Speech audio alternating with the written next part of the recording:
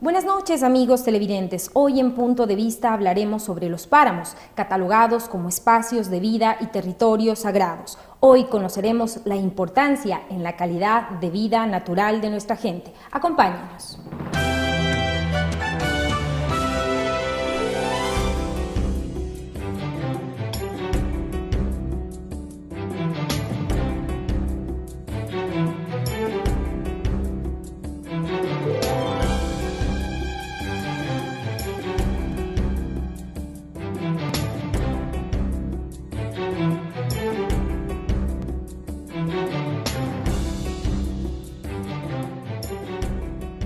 Esta noche, para hablar sobre los páramos en el Ecuador y su importancia en la protección del planeta, nos acompaña Rodrigo Cisneros Vidal, docente investigador del Centro de Biología Molecular y Celular de la UTPL, estudiante de PhD en Biogenética de la Conservación en la Universidad Idaho de Estados Unidos. Nos acompaña también Fabián Rodas, cuencano, biólogo titulado en la Universidad de la SUAY y coordinador del programa Fondo Regional del Agua. Además, es funcionario de la Fundación Naturaleza y Cultura Internacional.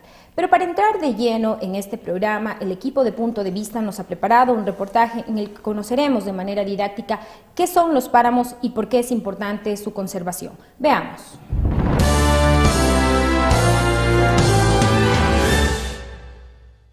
Los páramos son estudiados como una unidad ecológica coherente, que genera la idea de que con toda su diversidad de plantas y animales, sean conjunto de un ecosistema bastante regular y homogéneo.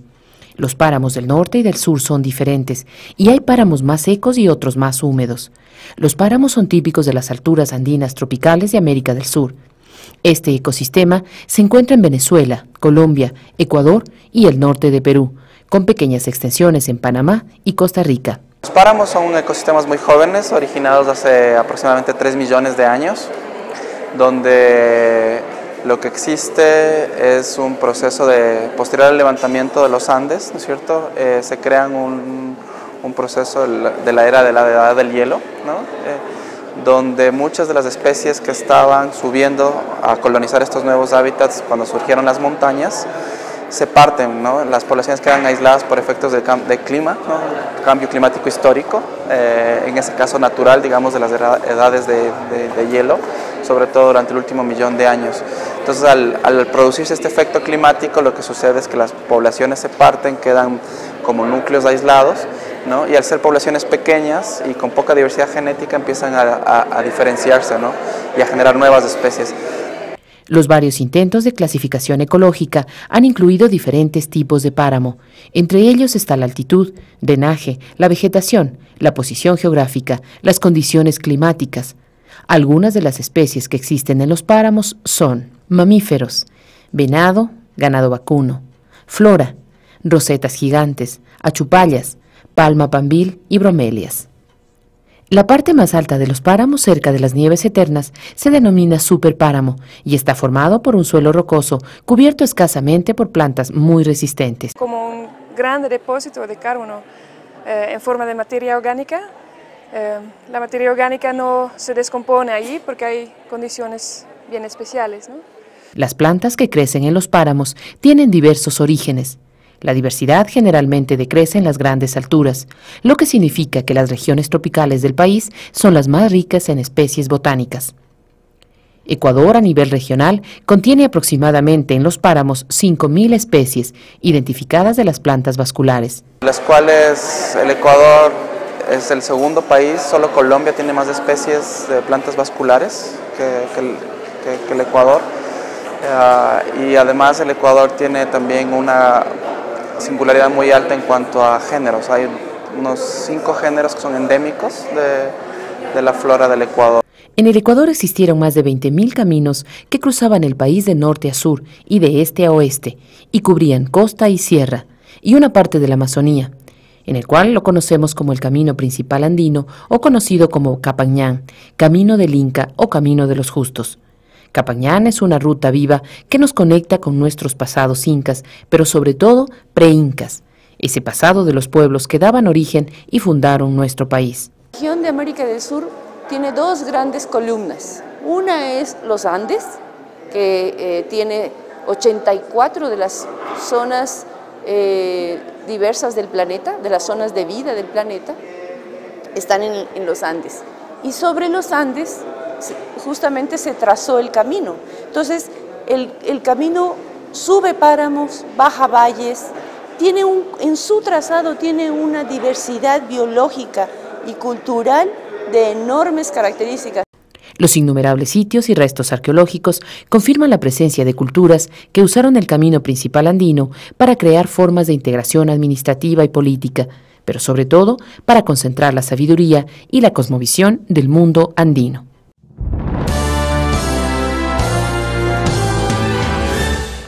Buenas noches, Rodrigo, bienvenido. ¿Por qué decimos que el páramo es un ecosistema estratégico? Hay varios argumentos de lo que hemos visto en el reportaje. Desde el punto de vista de biodiversidad, alberga una importante concentración de especies que son endémicas de este ecosistema de altura, de la parte alta de los Andes.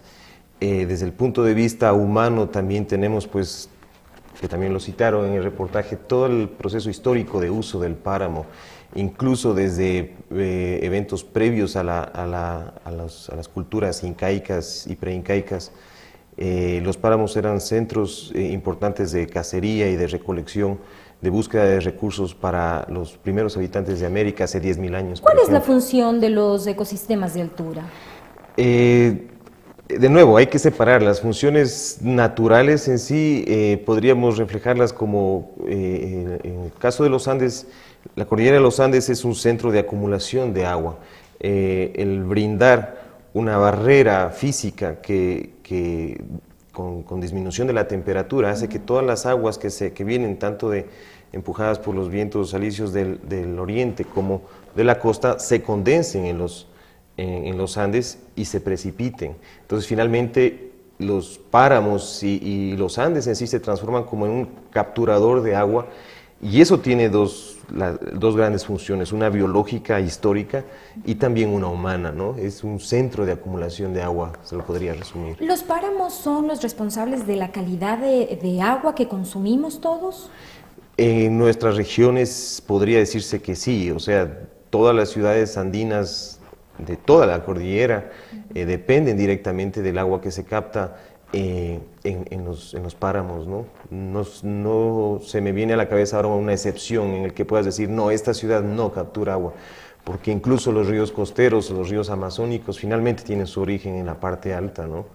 Entonces sí. Fabián, buenas noches, bienvenido. ¿Por qué son importantes los páramos para la vida de las personas? Buenas noches y muchas gracias.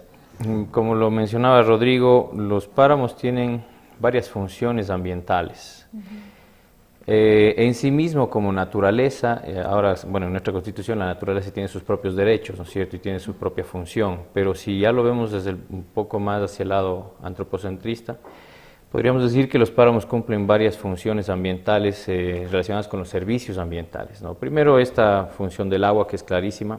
Otra que es muy importante es la captura de carbono, que es cada vez más importante a nivel mundial, ¿no es cierto? Los páramos, debido a que tienen muy bajas temperaturas y alta concentración de humedad en los suelos, la materia orgánica que se encuentra ahí no se descompone o se descompone muy lentamente. Entonces esto significa que durante decenas de años y varios siglos va acumulándose una capa de materia orgánica que finalmente es la que acumula una gran cantidad de carbono en el suelo. Entonces, esa es otra función ambiental, ¿no? Bueno, por otro lado tenemos la misma biodiversidad. Los páramos son un ecosistema extremo, ¿no? En el tema climático, en el tema humedad, en la irradiación solar, en la radiación. Por ejemplo, aquí en la estación científica los investigadores alemanes detectaron el récord mundial en irradiación solar, justamente en el sector del Tiro, ¿no? Es decir, ¿qué significa eso para la vida del habitante común lojano? Bueno, sí, varias cosas, ¿no? Específicamente en este tema de los récords mundiales, 2 récords mundiales aquí en el Tiro, en Loja, ¿no? En humedad, en precipitación, y la cantidad de luz solar que cae, de radiación solar que cae sobre el suelo. Esto significa que las plantas y los animales tuvieron que adaptarse a esas condiciones extremas. Entonces aquí, en estos páramos de Loja hay muchísimas especies endémicas, ¿no? En el Parque Nacional Podocarpus, por ejemplo, aquí en el Tiro justamente hay 2 especies de ranitas que son únicas en el mundo, endémicas, exclusivas, que están en peligro de extinción, y por esa razón este sector ha sido denominado como un sitio de alianza cero extinción, que es una red mundial de sitios donde están especies exclusivas, ¿no? ¿Están catalogadas esas especies? ¿Tenemos ya un listado que nos lleve a protegerlas? Hay bastante investigación, pero sin duda falta mucho, ¿no? La investigación en nuestro país se ha centrado básicamente en la parte norte. Acá en el sur hay mucha investigación de parte de la Universidad Técnica, de parte de la Fundación Alemana para la Investigación, pero falta todavía bastante. La Universidad Nacional también ha hecho su parte, ¿no es cierto?, pero hay muchísimo por investigar. Hay tanta variedad de plantas, tanta variedad de animales y también las funciones que estos cumplen en el ecosistema que hay para estudiar decenas de años. ¿Cómo puede un ciudadano común sin conocimientos de ecología y biología reconocer un páramo? Bueno, el páramo es una formación vegetal, ¿no es cierto?, que es diferente de los bosques, por ejemplo, aquí para el Lojano, ¿no es cierto? Es diferente del bosque que podemos ver en Cajanuma, por ejemplo, ¿no? Si se llega a Cajanuma y se camina hacia la parte alta, vamos a ver que la vegetación empieza a achicarse, empieza a hacerse más pequeño. Entonces hay bosques un poquito más pequeños. Estos son los bosques enanos, los bosques achaparrados, digamos. Si seguimos caminando hacia la parte alta, vamos a ver que la vegetación sigue cambiando un poco más, ¿no? Hay ya menos árboles, hay árboles más separados y empieza a aparecer ya el pajonal, la paja y otras especies arbustivas que son propias del páramo. La vegetación del páramo está adaptada para soportar el clima, ¿no?, cierto extremo. Entonces sus hojas son muy duras, tienen algunas protecciones como unos ciertos pelitos en las hojas que les ayudan como un abrigo para protegerse del frío. ¿Cuál es la función de esta vegetación? Bueno, en sí la función ecosistémica es muy diversa, ¿no es cierto? Alimentan a animales, son parte del ecosistema en sí, ¿no? Pero como función ecológica, digamos, como una función de la naturaleza, está la captura de la neblina, la captura y el mantenimiento de la humedad en el suelo. Mucha de la lluvia que cae, digamos, o del agua que se presenta en el páramo no es lluvia, ¿no?, sino es más bien captura de neblina, es captura de esa humedad del aire que al final de cuentas con esa vegetación se filtra hasta el suelo. Si es que no hay esa vegetación, por ejemplo, cuando hay quemas en el páramo, no existe esa especie de red que ayuda a capturar esa agua y por lo tanto siguen no se mantiene esa agua en el suelo, ¿no? Rodrigo, ¿los páramos cumplen una función de regulación hídrica? Desde luego, sí, y eso lo podemos ver también muy claramente en nuestros páramos. Justamente este efecto de captura de humedad hace que en los periodos, sean horas o sean días de estiaje, cuando no hay agua, no hay precipitación directa, toda esta acumulación va gradualmente resumiendo hacia el suelo y luego a los bosques y finalmente a los valles.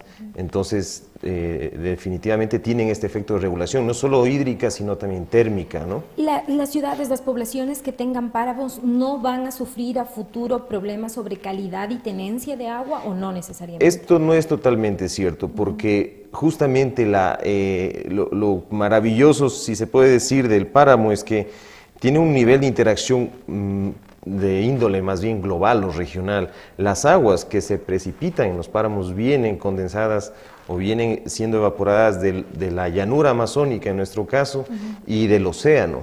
Entonces, si hay cambios a nivel global en los regímenes hídricos, claro, estos páramos no van a recibir esa puede ser, ¿no? Son posibilidades, pero si no reciben este agua, que es a la final extraña o foránea, obviamente se van a ver más bien muy afectadas por... ¿Cuánto ha afectado el cambio climático a los páramos ecuatorianos?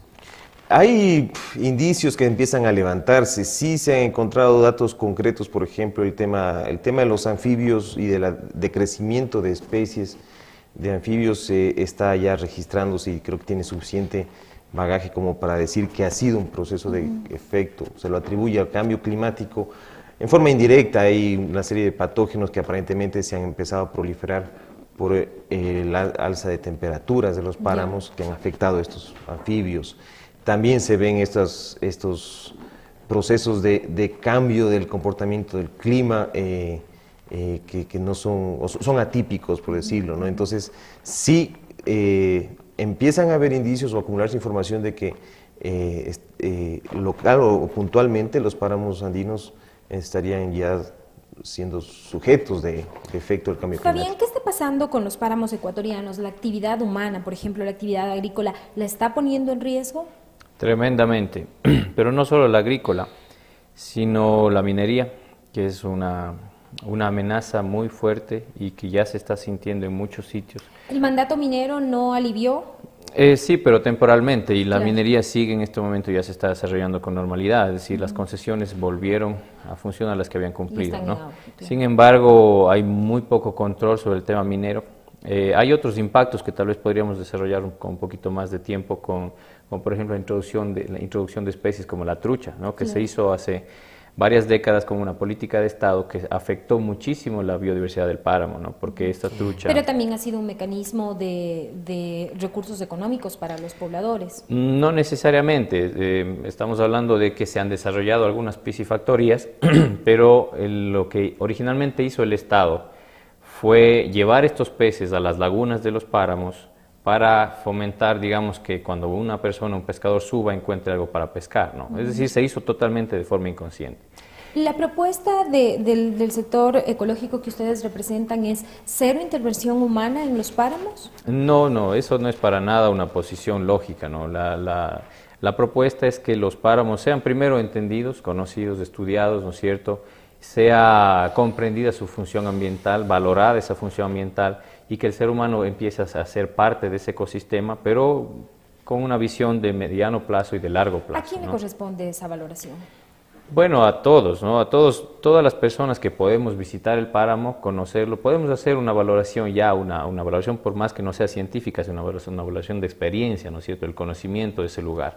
Luego están las autoridades ambientales, las universidades, los estudiantes que tienen ya que dar datos, ¿no es cierto? Hay mucha información que se está generando, sin embargo esa información se queda hasta cierto nivel técnico, ¿no? Pero no pasa luego a la ciudadanía. Entonces eso es un proceso. Yo creo que el proceso de educación ambiental general ha tenido muchísimos avances en las últimas décadas, ¿no? Ahora ya todo el mundo habla del tema ambiental, entiende, conocemos el tema del cambio climático, del agua, de las crisis, entonces vamos avanzando. Sin embargo, hace falta que esto ya se transforme del conocimiento en acción, ¿no? Que las personas empecemos a tomar responsabilidades y a actuar respecto al tema. Vamos a realizar un primer corte comercial. Al volver hablaremos sobre los páramos ecuatorianos y sobre todo le daremos recomendaciones para que usted aprenda desde su casa a conservarlos.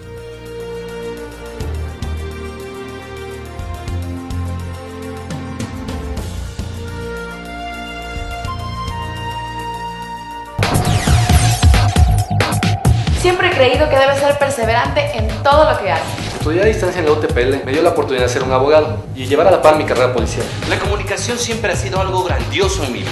Mi experiencia la compartí con mi padre y hermanos.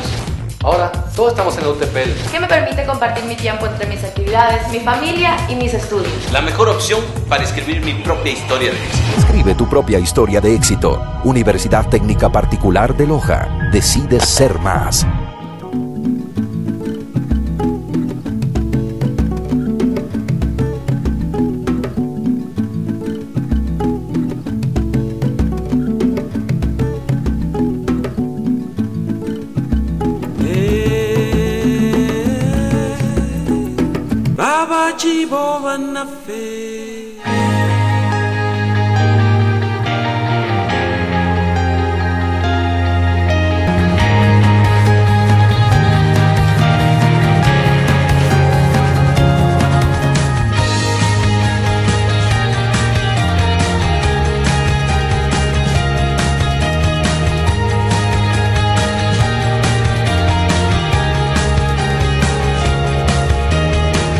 Matrículas abiertas del 28 de julio al 8 de agosto. Decide ser el protagonista de tu formación. Decide ser más.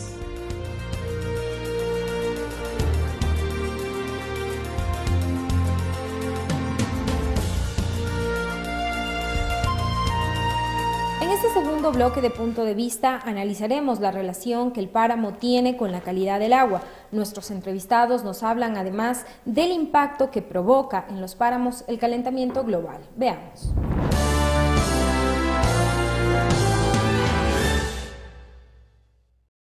Todas las formas de vida en la Tierra dependen del agua. Cada ser humano necesita diariamente varios litros de agua dulce potable para vivir. Como se sabe, el agua dulce es muy preciada. Alrededor del 97% del agua de nuestro planeta es salada y por tanto no es apta para el consumo humano. Sorprendentemente, las 3/4 partes del agua dulce de la Tierra están retenidas en los glaciares y los casquetes polares de hielo, de manera que los lagos y los ríos, principales fuentes de agua de consumo de nuestra sociedad, tan solo constituyen un 0.01% del recurso hídrico de nuestro planeta. Con sus suelos y vegetación especiales, guarda y surte de agua limpia, constante, a las tierras bajas, para que la gente de los campos y las ciudades vivan con un permanente flujo de agua dulce. Los habitantes de este planeta deben tener y hacer conciencia que con la destrucción de los páramos y todos los bosques de nuestro planeta, destruiremos nuestra reserva de agua natural y no tendremos que beber en el futuro no muy lejano. Los habitantes de este planeta deben hacer conciencia que con la destrucción de los páramos y todos los bosques de nuestro planeta, destruiremos nuestra reserva de agua natural y no tendremos que beber en un futuro no muy lejano. Los habitantes dependen de lo que el páramo les ofrece, y paradójicamente estos pueblos, asentados en estos lugares, al vivir en uno de los ecosistemas más estratégicos y ricos, tienen ingresos económicos muy bajos. El páramo es donde inicia el recorrido del agua superficial, por las corrientes. Por lo tanto, si se contaminara desde allí, ya no hay una posibilidad casi de echarla para atrás. Toda la población que vivimos en los valles interandinos dependemos altamente de la regulación hídrica que nos ofrecen los páramos. Hablamos de las ciudades, grandes ciudades que se encuentran a gran altura, incluyendo las capitales de Colombia y de Ecuador, Quito y Bogotá, y tantas otras ciudades un poco más pequeñas que están a gran altura. La temperatura va a distorsionar un poco, va a producir un cambio climático a nivel local, ¿sí? Es a nivel global. Entonces esos cambios en el páramo, principalmente lo que es una alteración, un cambio brusco de las condiciones de clima. Entonces con esto se reduce la capacidad la capacidad de retener agua disponible en el ambiente. Por ejemplo, el agua lluvia, la precipitación ya no es la misma, se traslada a otros lugares, hay más vientos, hay más heladas, cambia el régimen de lluvias en la zona de páramo, y entonces el páramo, por más que esté conservado, no va a poder captar agua de la lluvia que ha desaparecido o que se ha reducido o que ha cambiado por los cambios bruscos, por el cambio climático, que es lo que está produciendo. Estamos alterando las propiedades del suelo. Una de las propiedades que sale considerablemente afectada es esa capacidad que tiene el suelo para dejar infiltrar el agua, la precipitación. Por lo tanto, se viene un verano seguido, los suelos no tienen agua y se secan las quebradas. La mayor parte del impacto es irreversible. O sea, cuando, por ejemplo, arramos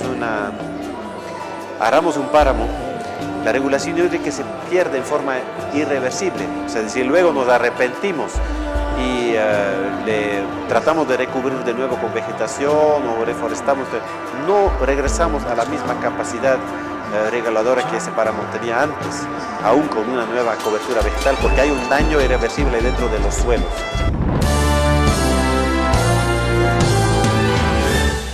Rodrigo, ¿cuáles son los páramos de Latinoamérica mejor cuidados?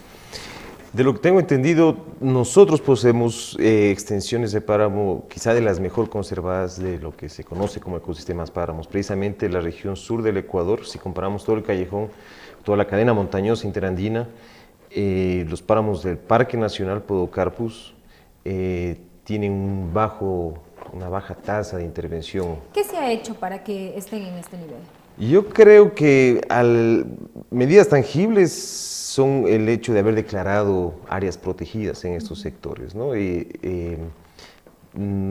inevitable también que el mero hecho de no tener vías de acceso o las malas vías de acceso que tenemos en la región también han permitido conservar de alguna manera los bosques y los páramos. Si tú ves el mapa de carreteras versus el mapa de cobertura vegetal, justamente allá donde no están las primeras, se tiene mayor vegetación natural. ¿Es posible pensar en que los páramos de la zona sur de nuestro país se puedan convertir en espacios de visita turística?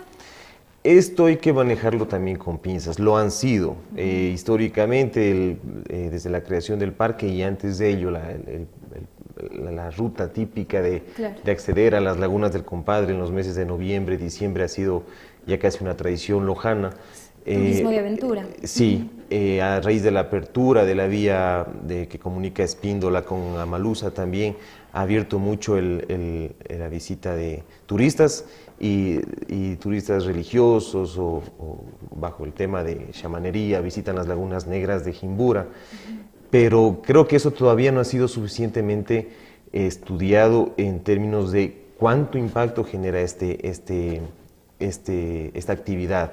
Como cita muy claramente el reportaje, el páramo es, y como lo mencionó también Fabián, el páramo es un ecosistema extremo y muy frágil. Muy frágil en términos de formación. Le ha tomado varios millones de años el acumular, por ejemplo, la materia orgánica que tiene, el suelo que tiene, pero de todas formas es una capa muy fina. Si uno hace una perforación en el páramo, en el suelo, ve que ese horizonte de materia orgánica es muy escaso. Y claro, esto se agrava si comparas las zonas antiguas de los Andes con las zonas nuevas. En el sur estamos en una región de volcanismo antiguo, entonces son páramos mucho más erosionados o más viejos. Entonces cualquier actividad, el mero hecho de pisotear, por ejemplo, un sector, un sendero, uno lo puede ver en el parque, ¿no? Los sitios que son intensamente visitados tienen procesos de erosión, como decía la persona entrevistada en el Congreso, irreversibles, o sea, son zonas que no se pueden remediar. ¿Hay una propuesta en el país consolidada, nacional, para el manejo de los páramos? Hay esfuerzos, creo que todavía sí falta consolidar las propuestas y, como decía Fabián, llevar a acciones concretas, tanto por parte de los gobiernos locales como el régimen nacional y también por acciones de ciudadanos, ¿no? Creo que sí faltan. Hay grupos de trabajo de estudio de los páramos, de conservación de los páramos, se ha discutido mucho la importancia, creo que el Congreso es también un hito en esto, pero creo que sí falta todavía esa valoración de la que se ha mencionado, el reconocimiento por parte del ciudadano común, pero también por parte del político que toma decisiones y en algún momento dice o quiere intervenir en el páramo, pero a lo mejor todavía no tiene... Desde una visión rentable. Tal vez una visión rentable, quizás sin falta de todos los argumentos. Solo por mencionar brevemente un trabajo que hicimos hace pocos años, 4 años, de un análisis de la integridad ecológica de la región sur del Ecuador, todo el callejón que comprendía el Podocarpus y la zona de la cordillera de Sabanilla al sur y de Yacuambi, Saraguro al norte. Aunque yo te he mencionado que los páramos del sur son los mejores conservados del Ecuador, en el análisis de integridad ecológica, que no es otra cosa que ver qué regiones, qué ecosistemas naturales guardan sus características históricas naturales, ¿no? Intactas, pues los páramos tienen valores bien bajos de integridad ecológica. Y a primera vista tú dices, ¿por qué? Si en los páramos no hay actividad humana, al menos en nuestros páramos, no es tan sentida, no ves pastoreo, no ves, al menos en Podocarpus, en Espíndola sí hay algo de pastoreo, en Saraguro, Yacuambi sí hay algo de pastoreo, pero no es tan intenso. Entonces ves que justamente la degradación de los ecosistemas contiguos, los bosques montanos, en la región, en los valles interandinos, bajo los 2.500 metros ya casi no hay vegetación natural. Y hacia la zona amazónica, bajo los 2.000 metros ya no tienes vegetación natural o está muy fragmentada. Eso también afecta a los páramos indirectamente, porque un ecosistema funciona o se mantiene por la interacción con los otros ecosistemas que lo rodean. Fabián, ¿conocemos cuántas hectáreas de los páramos ecuatorianos están protegidas? No tengo el dato. No lo sé, pero seguramente podemos conseguirlo con el Ministerio del Ambiente, ¿no? Una cosita que quería complementar a lo que mencionaba Rodrigo, hay algunas políticas de Estado que están iniciando, ¿no? Tenemos ahorita el interés del gobierno y del Estado en formar este fondo que se llama Sociopáramo, ¿no? Una cuestión similar, análoga a Sociobosque, pero destinada exclusivamente a conservar las áreas de páramo. Y funciona igual que Sociobosque, ¿no es cierto? Es decir, el Estado financiaría a ciertas comunidades o propietarios privados que tienen páramo para que no hagan actividades productivas, nocivas para la vegetación o para el suelo del páramo. ¿Qué está pasando con los habitantes de los páramos? ¿Están dispuestos a someterse a estas reglas en pro de cuidar su territorio? Lo que estamos viendo con Sociobosque es que sí. Sociopáramo está recién comenzando, pero creemos que sí. ¿Por qué? Las comunidades que habitan en los páramos son de las más pobres del país, ¿no? Durante la reforma agraria, las mejores tierras se quedaron con los señores feudales en ese momento y a los indígenas, a los campesinos, se les dio las tierras de menor valía. Entonces, por eso vemos ahora las comunidades más pobres en las zonas de páramo. Y estas comunidades están subsistiendo, digamos, no es que están generando negocios o recursos, en realidad lo que están haciendo es subsistir. Entonces, el ganado que existe ahí, la agricultura que existe ahí, es de la más cara del mundo, ¿sí? Además, internalizamos estos valores ambientales. El daño que hace una vaca en el páramo es muchísimo más alto económicamente que el valor mismo de la vaca. ¿No? Claro. Entonces, si tomamos eso en consideración, vale la pena dejar esos páramos que recuperen sus funciones ambientales y que sigan alimentando de agua las quebradas a los ríos y sacar esos ganados de ahí. ¿Son conscientes los pobladores, por ejemplo, de la cantidad de especies endémicas que habitan la zona? Para nada, yo creo que muy poca de esa información se ha filtrado hacia la sociedad, ¿no? Más bien, como decía inicialmente, esta información se sigue manteniendo en círculos académicos, en círculos de conservación, pero no se ha filtrado mucho hacia la sociedad. ¿Qué alternativa proponen ustedes para los habitantes de la zona? Bueno, esta cuestión de sociopáramo es interesante porque es una política de Estado. Hay políticas también ya a nivel cantonal, ¿no? A nivel regional incluso se están generando algunas. Por ejemplo, y me gustaría comentar el tema del Fondo Regional del Agua. Justamente este fondo está basado en el interés de varios municipios en conservar sus fuentes de agua. Entre esas, algunas están en el páramo. Este es un mecanismo que permitirá entonces financiar esa conservación con los gobiernos locales, con recursos económicos locales, para a esa gente que vive en la zona del páramo darle alternativas, ¿no? Claro. Las alternativas son muy distintas, muy diversas y dependen de un proceso de negociación con cada uno de los pobladores. ¿Qué tan costoso es para el país el proceso de conservación de los páramos? No se invierte mucho, ¿no? De parte del Estado hay muy poca inversión. Con este programa de sociopáramo se dice que va a haber recursos para inyectar a la parte social, a la parte económica, pero todavía no se invierte mucho. Lo único que se hace es, digamos, como conservación oficial de parte del Estado, es el financiamiento de los parques nacionales, del Sistema Nacional de Áreas Protegidas, que es muy bajo, ¿no? Eso es sumamente bajo. Rodrigo, ¿tenemos cuantificado, por ejemplo, cuántos habitantes están en los páramos de la región sur de nuestro país? No, pero ¿cuántos habitantes aproximadamente? Sí, creo que están alrededor de 500.000 de habitantes. ¿Y de qué viven? ¿Básicamente la agricultura? La agricultura en la región sur es una actividad extensa, pero como dice Fabián, de subsistencia, igual la ganadería. Llama la atención el que tengas casi en la zona andina, al menos más de la mitad del territorio transformado a potreros, más que a zonas agrícolas. Transformado a potreros y sin embargo no veas una densidad alta de ganado. El promedio de lo que tengo entendido es de menos de una vaca por hectárea, es decir, nuestros suelos no soportan, por sus diversas condiciones históricas y climáticas, no soportan densidades altas de ganado. Y sin embargo es la actividad más extendida, pero como repito, no necesariamente es altamente rentable, sino más bien yo resalto lo que dice Fabián respecto a que más bien es muy costosa si ponemos en la canasta de balance de costos también los daños globales que se hacen, porque que un páramo o un bosque se degrade no solo le afecta a ese propietario, sino a todas las personas que dependen de él. ¿El páramo necesariamente, sobre todo para conocimiento de la ciudadanía, es un espacio solitario o es un espacio donde vive gente, hay una comunidad, hay vida? Es diferente la situación en cada región del país. Hacia el centro norte del país sí hay un proceso histórico de uso del páramo. En nuestra región sur, como dije antes, hay menos uso. El sector de Saraguro, por ejemplo, tiene pues por lo menos 300 o 400 años de claro uso, más bien como sitio de transhumancia desde Saraguro, siguiendo los regímenes de lluvias.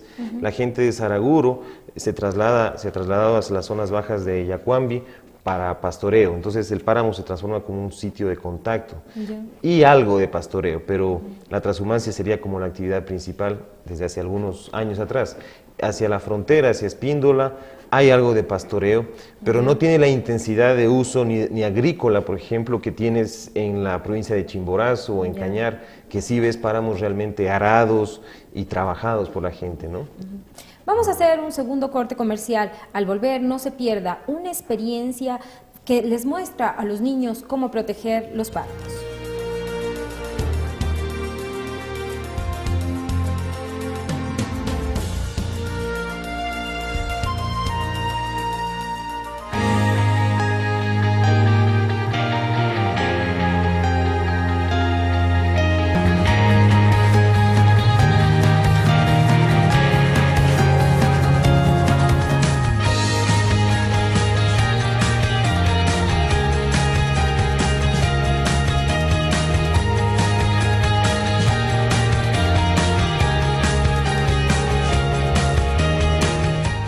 Matrículas abiertas del 28 de julio al 8 de agosto. Decide ser el protagonista de tu formación. Decide ser más.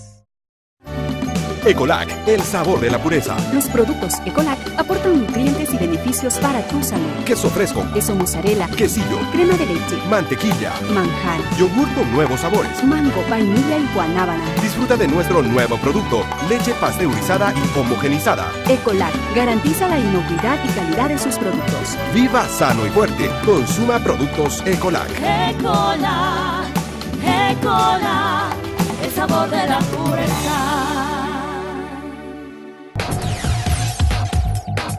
Siempre he creído que debes ser perseverante en todo lo que haces.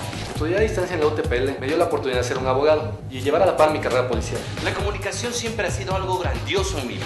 Mi experiencia la compartí con mi padre y hermanos. Ahora, todos estamos en la UTPL. ¿Qué me permite compartir mi tiempo entre mis actividades, mi familia y mis estudios? La mejor opción para escribir mi propia historia de éxito. Escribe tu propia historia de éxito. Universidad Técnica Particular de Loja. Decides ser más.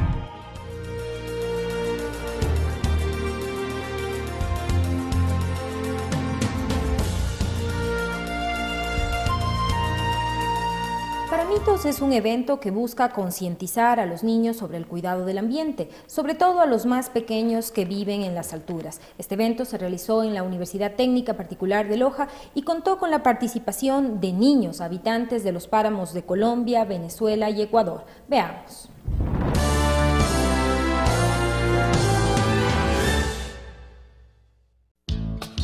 Paramitos fue una actividad paralela al segundo Congreso de Páramos, dedicada a niños, en su mayoría hijos de los asistentes al mismo. Este taller sirvió a los niños para entretenerse y aprender a conservar sus páramos y el medio ambiente. La idea nace entre todas las organizaciones, no es una cosa aislada, o sea, se está trabajando el tema siempre. Pongamos las ONGs, el gobierno, las universidades, escuelas, siempre están hablando un poco más del tema ecológico. Pero estamos enfocando más a la parte lúdica con los chicos. La concientización que tú haces en los niños, eso queda de por vida. Y ellos son los mejores mensajeros y trabajadores para mover a los padres y demás, ¿no? Conocen mucho, es impresionante la capacidad que tienen de memoria y de conocimiento acerca de todo el sitio donde se maneja, donde se desenvuelve. Y les interesa mucho seguir conservando, ¿no?, todo esto.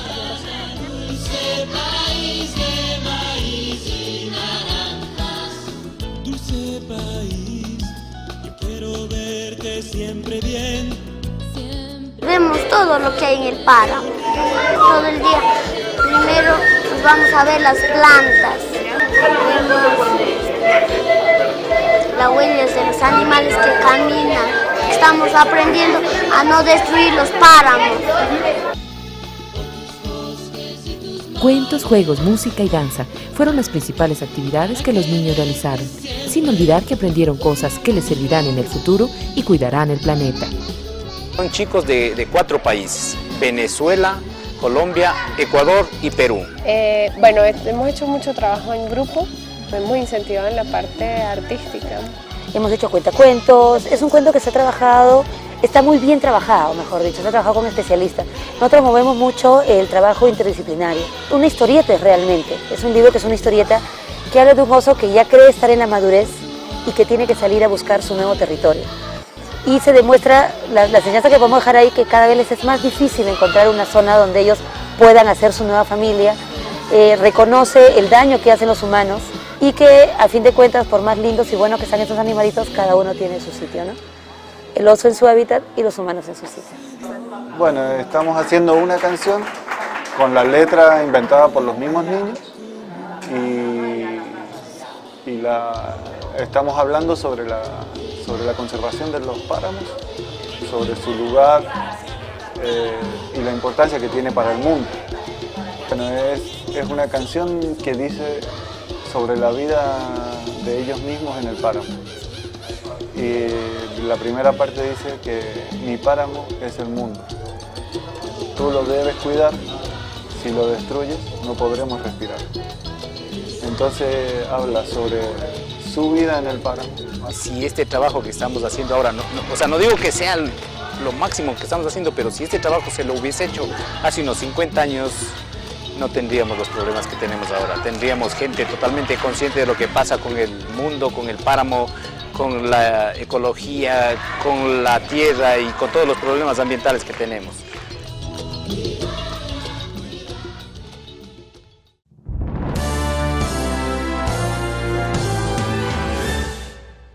Rodrigo, ¿quiénes deberían ser los principales responsables del cuidado y protección del páramo?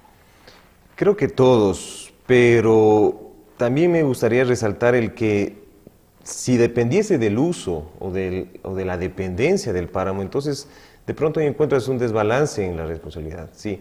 Y llama la atención que quienes más conocen del páramo en términos del ciudadano común, sí es el que vive en los páramos. Y en cambio el usuario quizá más dependiente porque su agua vive de ahí, el ciudadano de las urbes, a lo mejor conoce muy poco de este ecosistema. Entonces, la responsabilidad en términos generalizados es de todos, pero creo que sí, si el beneficio, si lo ponemos en función del beneficio, las ciudades y los habitantes urbanos deberíamos tener una fuerte responsabilidad. ¿Qué debe hacer el lojano que vive en la ciudad de Loja por el páramo? Yo creo que el primer paso es reconocerlo, y eso falta mucho, y creo que en gran medida sí es responsabilidad de los mecanismos de difusión o de los medios de comunicación, obviamente a través de programas que le den ese reconocimiento.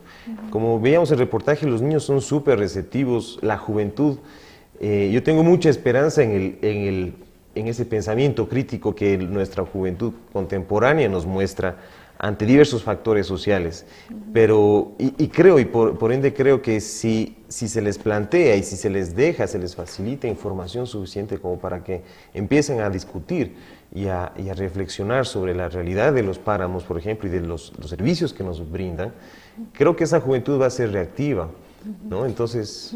Fabián, ¿ustedes recomiendan como expertos la visita en familia a los páramos ecuatorianos? Sí, hay lugares que se pueden visitar donde se puede aprender muchas cosas, ¿no? Como primero familiarizarse un poco con esto de qué es el páramo. Hay otros lugares que no se debería visitar, que son áreas mucho más delicadas. ¿Recomendaciones puntuales para visitar? Bueno, el tema de la basura, por ejemplo, ¿no? Los páramos son muy susceptibles a las quemas. Se prenden muy fácilmente durante la época seca y de hecho aquí en la provincia de Loja se puede ver miles de hectáreas que se han quemado. Y esa naturaleza ya no se vuelve a recuperar. Claro. Entonces el tema del no botar la basura, de no prender fuegos, de si es que se hace una fogata, dejarlo completamente apagado, ir acompañados porque el páramo puede ser peligroso, si no se conoce, ¿no es cierto?, repentinamente cae la neblina y uno se pierde muy fácilmente. Hay decenas de personas que se han perdido aquí en el Parque Nacional Podocarpus, entonces siempre hay que tener un poquito de precaución. ¿Es un espacio para los niños o la recomendación es no llevar niños? Es un espacio para niños, si es que van bien acompañados con gente que conoce, si es que son bien guiados, porque además lo que decimos, ¿no? Los niños tienen que aprender qué es el páramo, de ahí nace el agua que está tomando todos los días.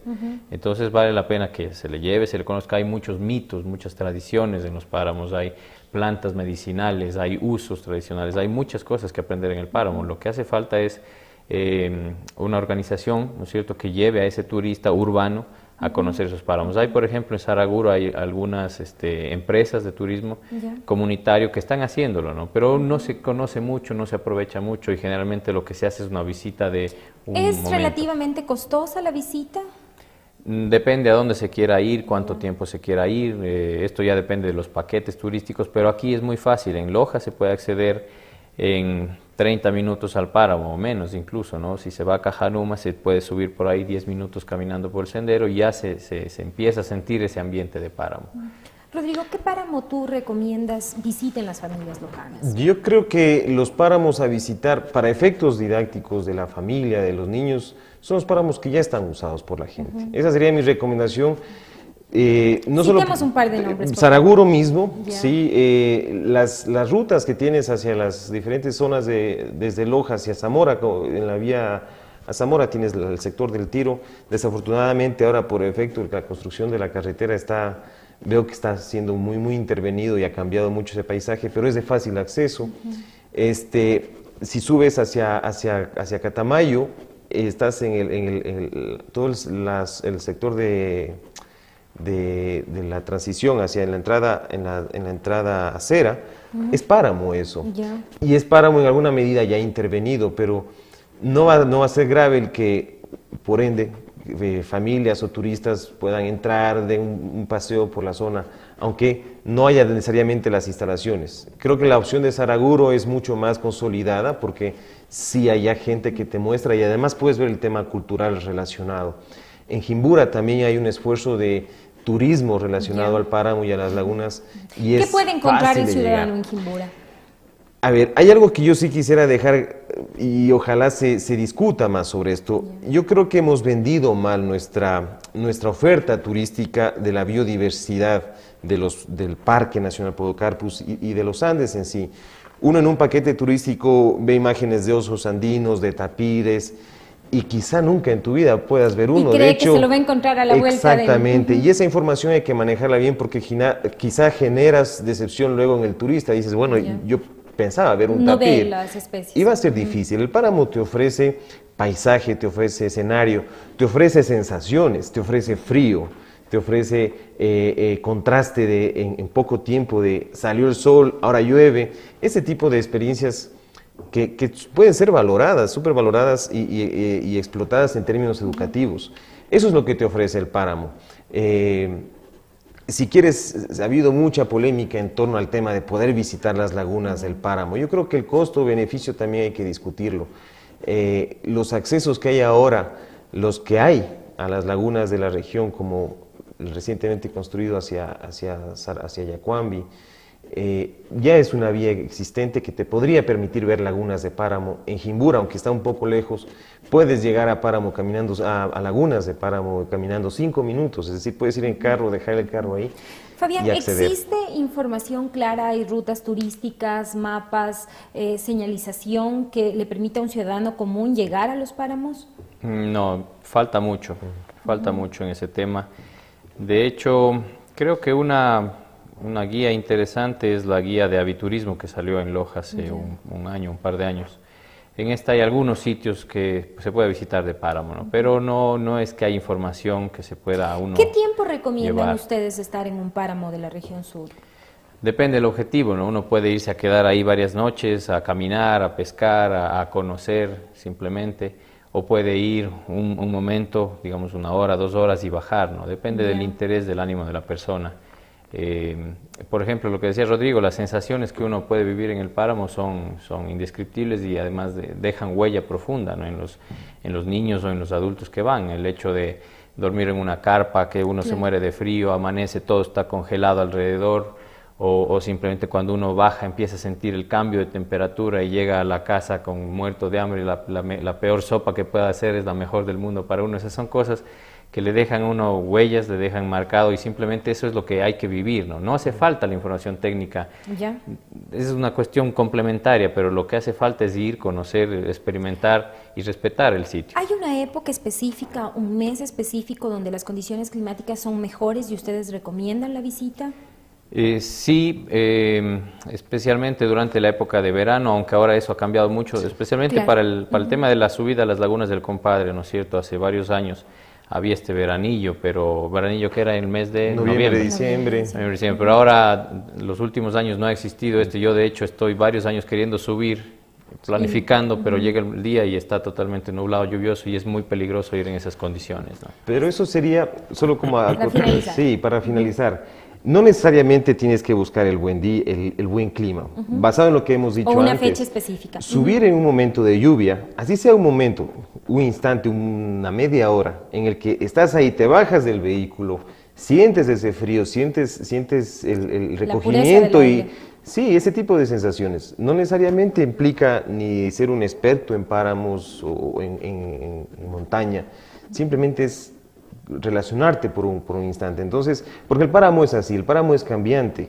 Si vas a esperar largos días de sol, que son maravillosos por el paisaje que te ofrece, no es lo único que puedes obtener en el páramo. Entonces, y quizá unas recomendaciones respecto al uso, en las zonas que hay de acceso a los páramos, yo sí pediría a la gente que respete mucho la senderización, sí que se restrinjan mucho al uso a la apertura de nuevos caminos, por lo que hemos dicho, generan impactos muy fuertes, aparte de que hay alto riesgo de perderse. Entonces, respetar los senderos, la señalización, mucho el tema de control en desperdicios que se deja. Sí es lamentable, yo visito todas las semanas los páramos de la región, y puedo decir que usualmente bajo con la mitad de mi mochila llena de basura y de desperdicios que la gente arroja. Entonces no está bien. Ropa incluso te encuentras. Hay que llevar el equipo necesario, la ropa necesaria, el peso necesario si es que tú quieres hacer caminatas extensas. ¿Qué peso se recomienda para finalizar? Eso ya depende mucho de la capacidad física, pero si no tienes experiencia si no tienes resistencia física, no debes llevar mucho peso, porque a veces y si no eres ni tu habitual propio a las peso caminatas. lo avanzas a llevar ya cuando estás caminando una hora. Entonces hay que organizar las salidas en función de la capacidad del grupo. Planificarlas. Sí. Hacer salidas, como digo, a veces cortas, pueden ser mucho más rentables y menos desagradables, porque una visita al páramo mal planificada puede transformarse en un momento desagradable si alguien se pierde, si le da hipotermia, y esa no es la idea. Esa no es la idea. Entonces, si tú tienes un grupo heterogéneo, planifica una salida que sea acorde a todo el grupo. Gracias. Recuerde que la visita a los páramos puede ser una aventura y una experiencia inolvidable que merece planificación. Es importante mencionar que algunos estudios ambientales señalan que de 6 de cada 10 especies endémicas del Ecuador están en el páramo. Protegerlas es una responsabilidad de todos. Gracias a ustedes por honrarnos con su presencia y a los televidentes por su atención de siempre.